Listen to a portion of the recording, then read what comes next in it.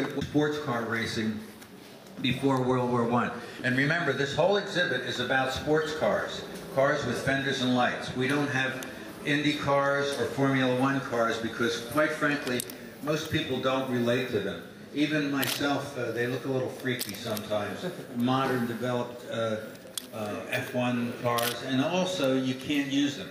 As a collector, we have 3 acres back there, which we can go through the gears and run the cars pretty fast. But if you have a Formula One or an Indy car, you just don't use it. So what you're going to see here is basically the history of amateur sports car racing.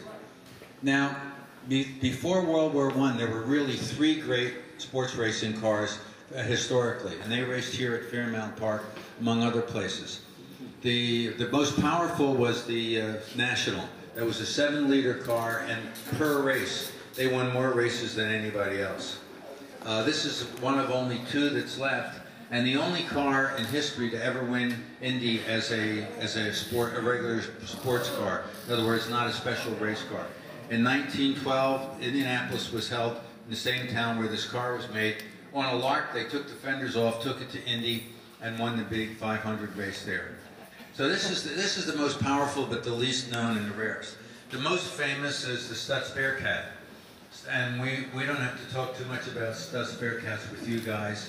We got this car apart and it had to be restored, put together. So you'll see in comparison to the next car, it's awfully shiny.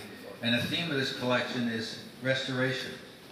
But the connoisseurs who know these pre-World War I brass cars think that the Mercer's the best.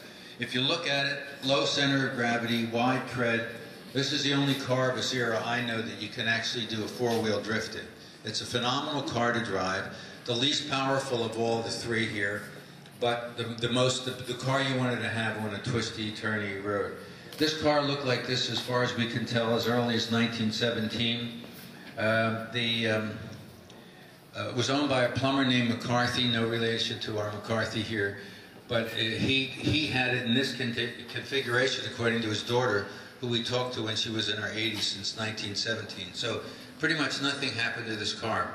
Apparently never had fenders. It has Michelin racing wheels, which were pretty rare at the time and pretty expensive. Not only do they allow quick release, but you can put Michelin metric tires on them, which were far more developed than the tires that were made in America, because in France they had been racing since the turn of the century.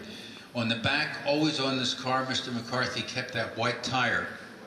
White is the natural color of rubber, and that white tire shows what tires looked like before World War I. We don't think of it that way anymore, but if you look at early pictures of pre-World War I cars, they have white tires.